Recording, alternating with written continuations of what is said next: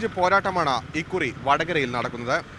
കഴിഞ്ഞ 2 തവണയായി കൈവിട്ട മണ്ഡലം തിരികെ പിടിക്കാൻ പി ജയരാജൻ എന്ന കരുത്തനെയാണ് ഇടതുമുന്നണി ഇറക്കിയിരിക്കുന്നത്. എന്നാൽ ശക്തനായ കെ മുരളീധരനിലൂടെ മണ്ഡലം നിലനിർത്താൻ സാധിക്കുമെന്ന പ്രതീക്ഷയിലാണ് UDF. NDA സ്ഥാനാർത്ഥി VK സജീവനും സജീവമായി മണ്ഡലത്തിൽ പ്രചാരണത്തിലാണ്.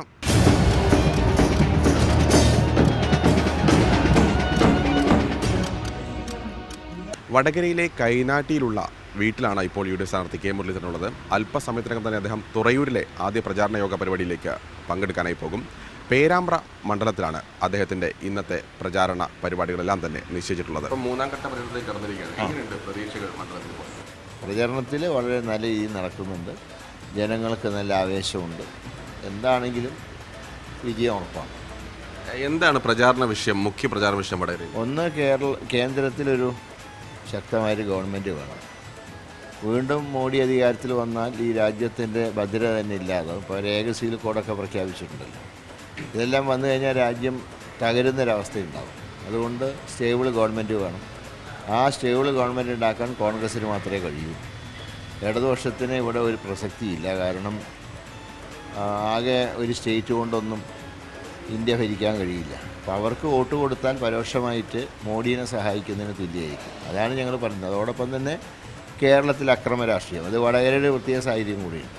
വികസന രംഗത്ത് എന്തൊക്കെ ആണ് താങ്കൾ ലക്ഷ്യമിടുന്നത്? കേന്ദ്രത്തിൻ്റെ പുതിയ പ്രോജക്റ്റുകൾ ഇവിടെ എത്തിക്കാനുള്ള ശ്രമങ്ങൾക്കാണ് മുൻതൂക്കം നൽകുക. അതുപോലെ തന്നെ വയനാട്ടിലേക്കുള്ള ബദൽ റോഡ്,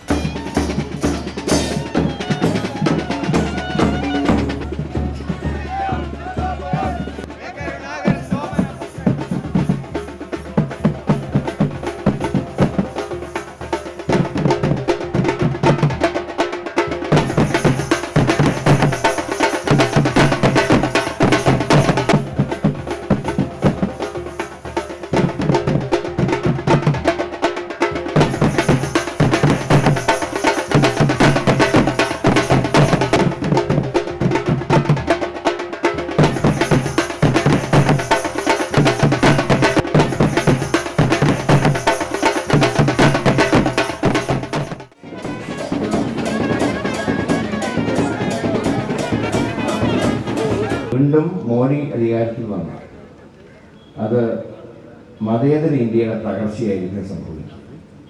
അതിനെ ചെറുത്തു തോൽപ്പിക്കേണ്ടത് ഈ രാജ്യത്തെ മുഴുവൻ ജനാധിപത്യ മതേതര കക്ഷികളുടെയും ചുമതലയാണ്. ആ ചുമതലയാണ് UDF ഇപ്പോൾ നിർവഹിക്കുന്നത്. BJPക്ക് ബദലായി കോൺഗ്രസ് അല്ലാതെ മറ്റു പാർട്ടികളൊന്നുമില്ല. ചുമതലയൊക്കെ എഴുതി വെച്ചിട്ടുണ്ട് BJPക്കെതിരെ ഇടതുപക്ഷം. ആകെ CPM മത്സരിക്കുന്ന 40 സീറ്റിൽ. ലോക്സഭയിൽ അംഗസംഖ്യ 543. CPM മത്സരിക്കുന്നത് 40 സീറ്റിൽ.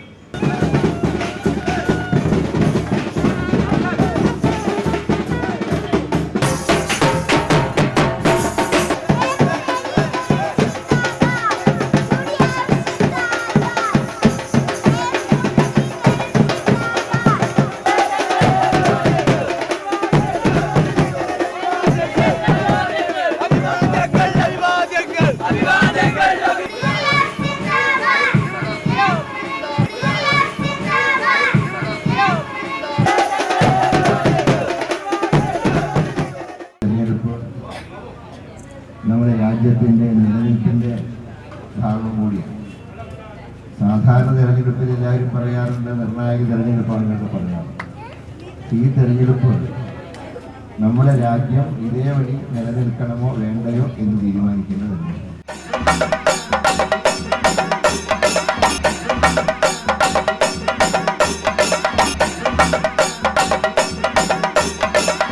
അരിക്കുളം മേഖലയിലാണ് ഇപ്പോൾ പര്യടനം പുരോഗമിച്ചുകൊണ്ടിരിക്കുന്നത്. വലിയ ആൾക്കൂട്ടം വിവിധ ഇടങ്ങളിൽ കെ മുരളീധരനെ കാത്ത് നിൽക്കുന്ന ഒരു കാഴ്ച നമുക്ക് കാണാൻ സാധിക്കുന്നുണ്ട്.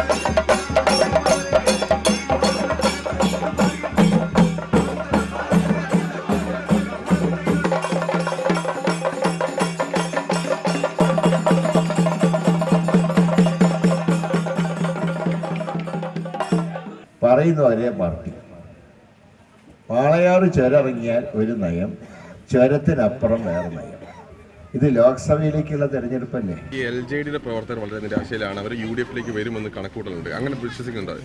അല്ല, അവരുടെ അണികൾ, LJDയുടെ അണികൾ ഇന്ന് വളരെ നിരാശരാണ്. LJDയുടേത് മാത്രമല്ല, പഴയ സോഷ്യലിസ്റ്റ് പ്രസ്ഥാനത്തിൽപ്പെട്ടവർ വളരെ നിരാശരാണ്. കാരണം ആദ്യമായിട്ടാണ് അവർക്ക് ഒരു സീറ്റ് പോലും കിട്ടാതെ മത്സരരംഗത്ത് മാറ്റി നിർത്തുന്നത്. കഴിഞ്ഞ തവണ UDFൻ്റെ കൂടെ ഉണ്ടായിരുന്ന സോഷ്യലിസ്റ്റ് എന്ന് പറയുന്നത് വീരേന്ദ്രകുമാറിൻ്റെ ജനതാദളായിരുന്നു. അവർക്ക് ഞങ്ങളന്ന് സീറ്റ് കൊടുത്തു. വീരേന്ദ്രകുമാർ പക്ഷേ പരാജയപ്പെട്ടപ്പോൾ കോൺഗ്രസിൻ്റെ കോട്ടയിൽ നിന്ന് ഞങ്ങൾ രാജ്യസഭ കൊടുത്തു. ഇത്തവണ 2 കക്ഷികൾ LDFൻ്റെ കൂടെയായിരുന്നു. 2 പേർക്കും സീറ്റ് കൊടുത്തില്ല. അതിൽ പഴയകാല സോഷ്യലിസ്റ്റ് പാർട്ടിയുടെ പ്രവർത്തകരും ഒക്കെ വളരെ നിരാശരാണ്. അവർ ഇത്തവണ മാറി ചിന്തിക്കുന്നുണ്ട്. അവരുടെ വോട്ടുകളും ഇടതുപക്ഷത്തിൽ തന്നെ സമാധാനം ആഗ്രഹിക്കുന്നവരുണ്ട്. കൊലപാതക രാഷ്ട്രീയം ഇഷ്ടപ്പെടാത്ത ആളുകളുണ്ട്. അവരുടെ വോട്ടുകളൊക്കെ ഞങ്ങൾ പ്രതീക്ഷിക്കുന്നുണ്ട്.